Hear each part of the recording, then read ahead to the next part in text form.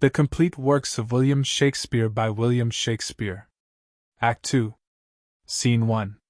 Before Orleans enter a French sergeant and 2 sentinels. Sergeant. Sirs, take your places and be vigilant. If any noise or soldier you perceive near to the walls, by some apparent sign let us have knowledge at the court of guard. First Sentinel. Sergeant, you shall. Exit Sergeant. Thus our poor servitors, when others sleep upon their quiet beds, constrained to watch in darkness, rain, and cold. Enter Talbot, Bedford, Burgundy, and forces, with scaling ladders, their drums beating a dead march. Talbot, Lord Regent, and Redoubt Burgundy, by whose approach the regions of Artois, Wallen, and Picardy are friends to us, this happy night the Frenchmen are secure, having all day caressed and banquet. Embrace we then this opportunity, as fitting best to quittance their deceit, contrived by art and baleful sorcery. Bedford. Coward of France, how much he wrongs his fame, despairing of his own arm's fortitude, to join with witches and the help of hell. Burgundy. Traitors have never other company. But what's that Pucelle whom they term so pure? Talbot. A maid, they say. Bedford. A maid. And be so martial. Burgundy. Pray God she prove not masculine ere long, if underneath the standard of the French she carry armor as she hath begun. Talbot. Well, let them practice and converse with spirits. God is our fortress, in whose conquering name let us resolve to scale their flinty bulwarks. Bedford. Ascend, brave Talbot, we will follow thee. Talbot. Not all together, better far, I guess, that we do make our entrance several ways, that if it chance the one of us do fail the other yet may rise against their force. Bedford. Agreed, I'll to yon corner. Burgundy. And I to this. Talbot. And here will Talbot mount, or make his grave. Now, Salisbury, for thee, and for the right of English Henry, shall this night appear how much in duty I am bound to both. The English scale the walls and cry St. George. A Talbot. Sentinel. Arm! Arm! The enemy doth make assault. The French leap o'er the walls in their shirts. Enter, several ways, Bastard, Alençon, Rainier, half ready and half unready Alençon. How now, my lords? What, all unready so? Bastard. Unready? Aye, and glad we scapt so well. Rainier. 'Twas time, I trow, to wake and leave our beds, hearing alarums at our chamber doors. Alençon. Of all exploits since first I followed arms, ne'er heard I of a warlike enterprise more venturous or desperate than this. Bastard. I think this Talbot be a fiend of hell. Rainier. If not of hell, the heavens, sure, favor him. Alençon. Here cometh Charles. I marvel how he sped. Enter Charles and La Pucelle. Bastard. Tut! Holy Joan was his defensive guard. Charles. Is this thy cunning, thou deceitful dame? Didst thou at first, to flatter us withal, make us partakers of a little gain that now our loss might be 10 times so much? Pucelle. Wherefore is Charles impatient with his friend? At all times will you have my power alike? Sleeping or waking, must I still prevail, or will you blame and lay the fault on me? Improvident soldiers! Had your watch been good, this sudden mischief never could have fallen. Charles. Duke of Alençon, this was your default that, being captain of the watch tonight, did look no better to that weighty charge. Alençon. Had all your quarters been as safely kept as that whereof I had the government, we had not been thus shamefully surprised. Bastard. Mine was secure. Rainier. And so was mine, my lord. Charles. And for myself, most part of all this night, within her quarter and mine own precinct I was employed in passing to and fro about relieving of the sentinels. Then how or which way should they first break in? Pucelle. Question, my lords, no further of the case, how or which way? 'Tis sure they found some place but weakly guarded, where the breach was made. And now there rests no other shift but this to gather our soldiers, scattered and dispersed, and lay new platforms to endamage them. Alarum!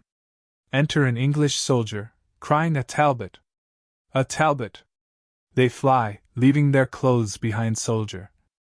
I'll be so bold to take what they have left. The cry of Talbot serves me for a sword, for I have loaded me with many spoils, using no other weapon but his name. Exit Scene 2. Orleans. Within the town enter Talbot, Bedford, Burgundy, a captain, and others Bedford. The day begins to break, and night is fled whose pitchy mantle overveiled the earth. Here sound retreat, and cease our hot pursuit. Retreat sounded, Talbot. Bring forth the body of old Salisbury, and here advance it in the market-place, the middle centre of this cursed town. Now have I paid my vow unto his soul. For every drop of blood was drawn from him there hath at least 5 Frenchmen died tonight. And that hereafter ages may behold what ruin happened in revenge of him, within their chiefest temple I'll erect a tomb, wherein his corpse shall be interred, upon the which, that every one may read, shall be engraved the sack of Orleans, the treacherous manner of his mournf. All death, and what a terror he had been to France! But, lords, in all our bloody massacre, I muse we met not with the Dauphin's grace, his new-come champion, virtuous Joan of Arc, nor any of his false confederates. Bedford. 'Tis thought, Lord Talbot, when the fight began, roused on the sudden from their drowsy beds, they did amongst the troops of armed men leap o'er the walls for refuge in the field. Burgundy. Myself, as far as I could well discern for smoke and dusky vapors of the night, am sure I scarred the Dauphin and his trull, when arm in arm they both came swiftly running, like to a pair of loving turtle-doves that could not live asunder day or night. After that things are set in order here, we'll follow them with all the power we have. Enter a messenger. All hail, my lords! Which of this princely train call ye the warlike Talbot, for his acts so much applauded through the realm of France? Talbot. Here is the Talbot. Who would speak with him? Messenger. The virtuous lady, Countess of Auvergne, with modesty admiring thy renown, by me entreats, great lord, thou wouldst vouchsafe to visit her poor castle where she lies, that she may boast she hath beheld the man whose glory fills the world with loud report. Burgundy. Is it even so? Nay, then I see our wars will turn into a peaceful comic sport, when ladies crave to be encountered with. You may not, my lord, despise her gentle suit. Talbot. Ne'er trust me then, for when a world of men could not prevail with all their oratory, yet hath a woman's kindness overruled, and therefore tell her I return great thanks and in submission will attend on her. Will not your honours bear me company? Bedford. No, truly, 'tis more than manners will, and I have heard it said unbidden guests are often welcomest when they are gone. Talbot. Well then, alone, since there's no remedy, I mean to prove this lady's courtesy. Come hither, Captain. Whispers, you perceive my mind? Captain. I do, my lord, and mean accordingly. Exit Scene 3. Auvergne. The castle enter the Countess and her porter Countess. Porter, remember what I gave in charge, and when you have done so, bring the keys to me. Porter. Madam, I will. Countess. The plot is laid.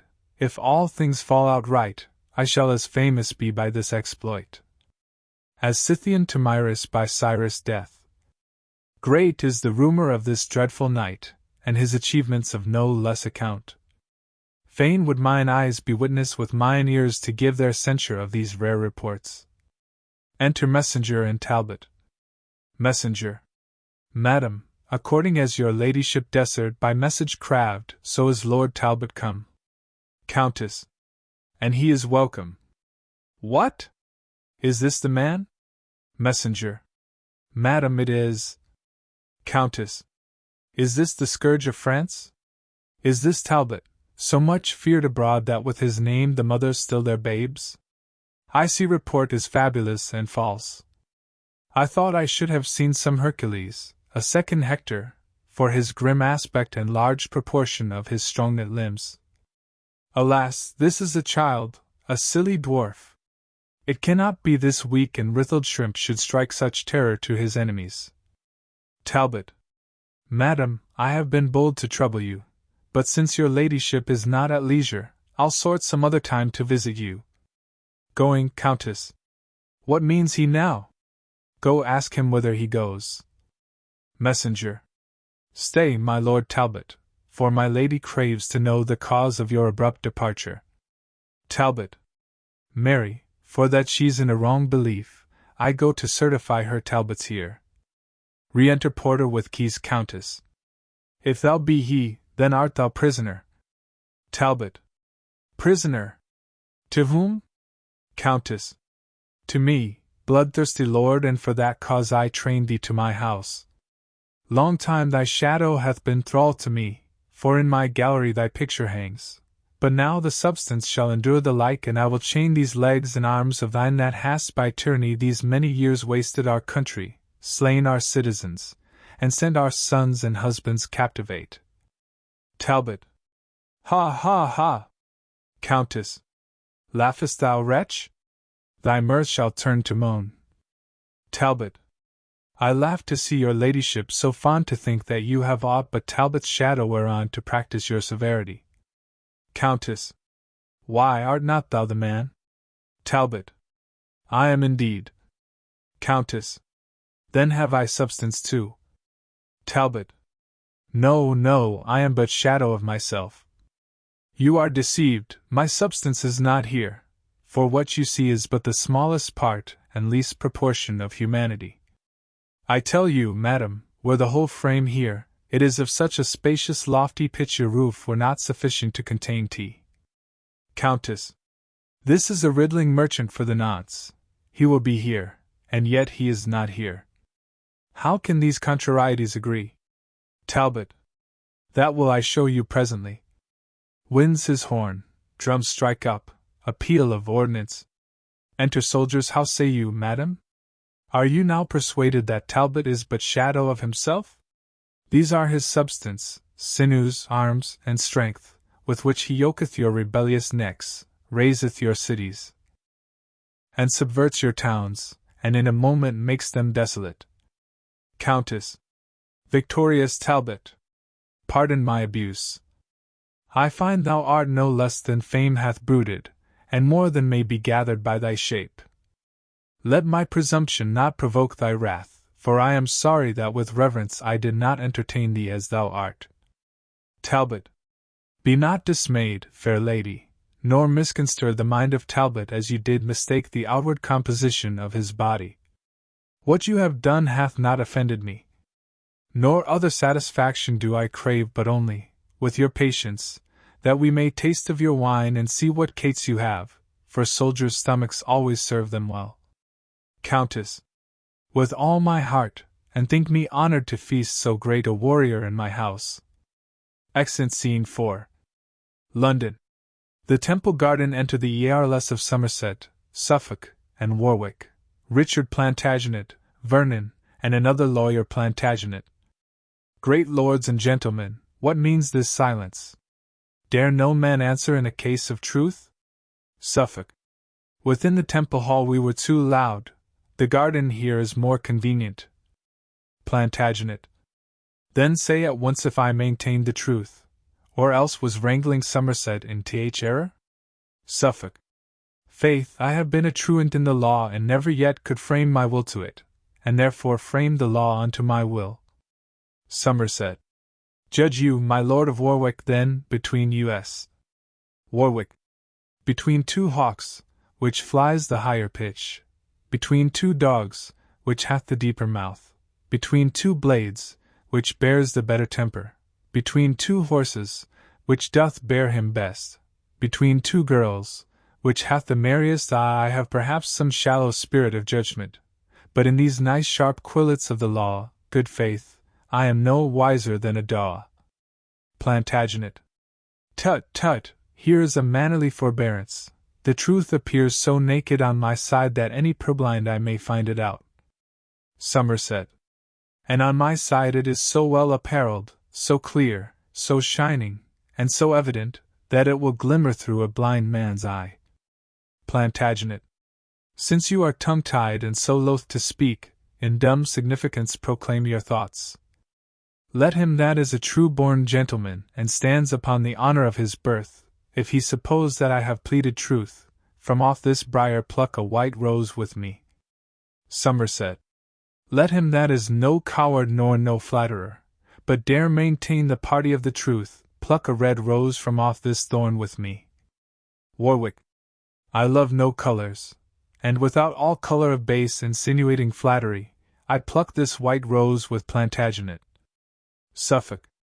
I pluck this red rose with young Somerset, and say withal I think he held the right. Vernon. Stay, lords and gentlemen, and pluck no more till you conclude that he upon whose side the fewest roses are cropped from the tree shall yield the other in the right opinion. Somerset. Good Master Vernon, it is well objected. If I have fewest, I subscribe in silence. Plantagenet. And I. Vernon. Then, for the truth and plainness of the case, I pluck this pale and maiden blossom here, giving my verdict on the white rose side. Somerset. Prick not your finger as you pluck it off, lest, bleeding, you do paint the white rose red, and fall on my side so, against your will. Vernon. If I, my lord, for my opinion bleed, opinion shall be surgeon to my hurt and keep me on the side where still I am. Somerset. Well, well, come on. Who else? Lawyer. To Somerset, unless my study and my books be false, the argument you held was wrong in you, in sign whereof I pluck a white rose too. Plantagenet. Now, Somerset, where is your argument? Somerset. Here in my scabbard, meditating that shall dye your white rose in a bloody red. Plantagenet. Meantime your cheeks do counterfeit our roses, for pale they look with fear, as witnessing the truth on our side. Somerset. No, Plantagenet, 'tis not for fear but anger that thy cheeks blush for pure shame to counterfeit our roses, and yet thy tongue will not confess thy error. Plantagenet. Hath not thy rose a canker, Somerset? Somerset. Hath not thy rose a thorn, Plantagenet? Plantagenet. Eyes sharp and piercing, to maintain his truth, whiles thy consuming canker eats his falsehood. Somerset. Well, I'll find friends to wear my bleeding roses, that shall maintain what I have said is true, where false Plantagenet dare not be seen. Plantagenet. Now, by this maiden blossom in my hand, I scorn thee in thy fashion, peevish boy. Suffolk. Turn not thy scorns this way, Plantagenet. Plantagenet. Proud Pole, I will, and scorn both him and thee. Suffolk. I'll turn my part thereof into thy throat. Somerset. Away, away, good William de la Pole. We grace the yeoman by conversing with him. Warwick. Now, by God's will, thou wrong'st him, Somerset. His grandfather was Lionel Duke of Clarence, third son to the third Edward, King of England. Spring crestless yeoman from so deep a root? Plantagenet. He bears him on the place's privilege, or durst not for his craven heart say thus. Somerset. By him that made me, I'll maintain my words on any plot of ground in Christendom. Was not thy father, Richard Earl of Cambridge, for treason executed in our late king's days? And by his treason stands not thou attainted, corrupted, and exempt from ancient gentry? His trespass yet lives guilty in thy blood, and till thou be restored thou art a yeoman. Plantagenet.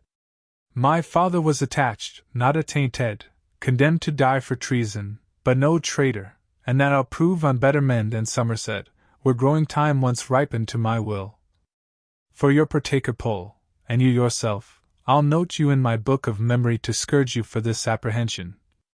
Look to it well, and say you are well warned. Somerset.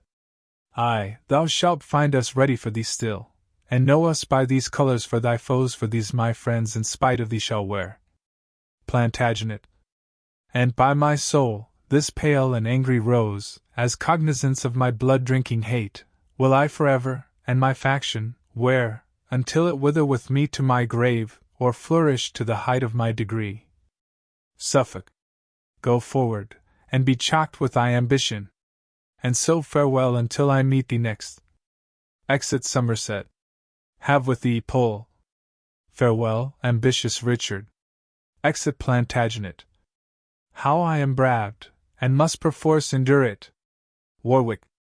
This blot that they object against your house shall be whipped out in the next Parliament, called for the truce of Winchester and Gloucester, and if thou be not then created York, I will not live to be accounted Warwick. Meantime, in signal of my love to thee, against proud Somerset and William Pole, will I upon thy party wear this rose, and here I prophesy, this brawl today, grown to this faction in the Temple Garden, shall send between the red rose and the white 8,000 souls to death and deadly night. Plantagenet. Good Master Vernon, I am bound to you that you on my behalf would pluck a flower. Vernon. In your behalf still will I wear the same. Lawyer. And so will I. Plantagenet. Thanks, gentle sir. Come, let us forth to dinner. I dare say this quarrel will drink blood another day. Exit Scene 5. The Tower of London. Enter Mortimer, brought in a chair, and jailers Mortimer. Kind keepers of my weak decaying age, let dying Mortimer here rest himself. Even like a man new haled from the rack, so fare my limbs with long imprisonment, and these grey locks, the pursuivants of death, Nestor-like aged in an age of care, argue the end of Edmund Mortimer. These eyes, like lamps whose wasting oil is spent, wax dim, as drawing to their exigent, weak shoulders, overborne with burdening grief, and pithless arms, like to a withered vine that droops his sapless branches to the ground. Yet are these feet, whose strengthless stay is numb, unable to support this lump of clay, swift-winged with desire to get a grave, as witting I no other comfort have. But tell me, keeper, will my nephew come? First Keeper. Richard Plantagenet, my lord, will come. We send unto the Temple, unto his chamber, and answer was returned that he will come. Mortimer. Enough, my soul shall then be satisfied. Per gentleman. His wrong doth equal mine. Since Henry Monmouth first began to reign, before whose glory I was great in arms, this loathsome sequestration have I had, and even since then hath Richard been obscured, deprived of honour and inheritance. But now the arbitrator of despairs, just death, kind umpire of men's miseries, with sweet enlargement doth dismiss me hence. I would his troubles likewise were expired, that so he might recover what was lost. Enter Richard Plantagenet, first keeper. My lord, your loving nephew now is come. Mortimer. Richard Plantagenet, my friend, is he come? Plantagenet. Aye, noble uncle, thus ignobly used, your nephew, late despised Richard, comes. Mortimer. Direct mine arms I may embrace his neck and in his bosom spend my latter gasp. Oh, tell me when my lips do touch his cheeks, that I may kindly give one fainting kiss. And now declare, sweet stem from York's great stock, why didst thou say of late thou wert despist? Plantagenet. First, lean thine age back against mine arm, and in that ease I'll tell thee my disease. This day, in argument upon a case, some words there grew twixt Somerset and me, among which terms he used his lavish tongue and did upbraid me with my father's death, which obloquy set bars before my tongue, else with the like I had requited him. Therefore, good uncle, for my father's sake, in honour of a true Plantagenet, and for alliance sake, declare the cause my father, Earl of Cambridge, lost his head. Mortimer. That cause, fair nephew, that imprisoned me and hath detained me all my flowering youth within a loathsome dungeon, there to pine, was cursed instrument of his decease. Plantagenet. Discover more at large what cause that was, for I am ignorant and cannot guess. Mortimer. I will, if that my fading breath permit and death approach not ere my tale be done. Henry IV, grandfather to this king, deposed his nephew Richard.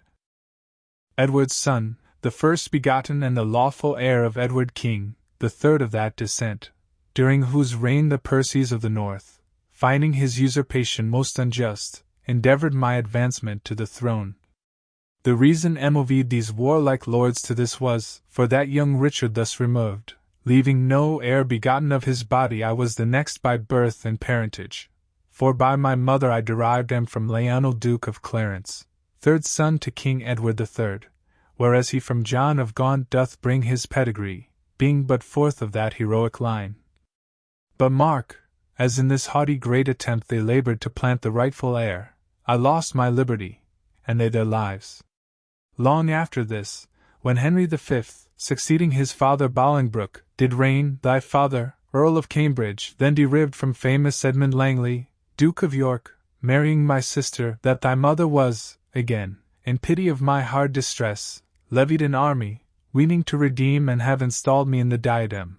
But, as the rest, so fell that noble earl, and was beheaded. Thus the Mortimers, in whom the title rested, were suppressed.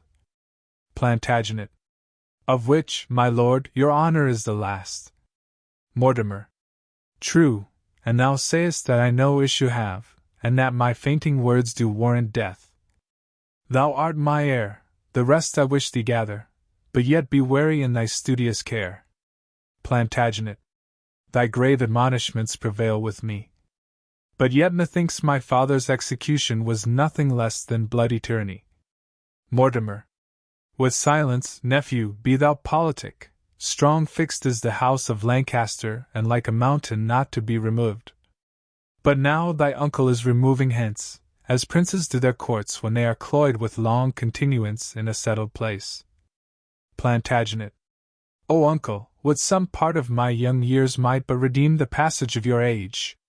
Mortimer. Thou dost then wrong me, as that slaughterer doth which giveth many wounds when one will kill. Mourn not, except thou sorrow for my good, only give order for my funeral. And so, farewell, and fair be all thy hopes, and prosperous be thy life in peace and war. Dies Plantagenet. And peace, no war, befall thy parting soul. In prison hast thou spent a pilgrimage, and like a hermit overpassed thy days. Well, I will lock his counsel in my breast, and what I do imagine, let that rest. Keepers, convey him hence, and I myself will see his burial better than his life. Exeunt jailers, hearing out the body of Mortimer. Here dies the dusky torch of Mortimer, chalked with ambition of the meaner sort, and for those wrongs, those bitter injuries, which Somerset hath offered to my house, I doubt not but with honour to redress, and therefore haste I to the Parliament, either to be restored to my blood, or make my ill th advantage of my good. Exit.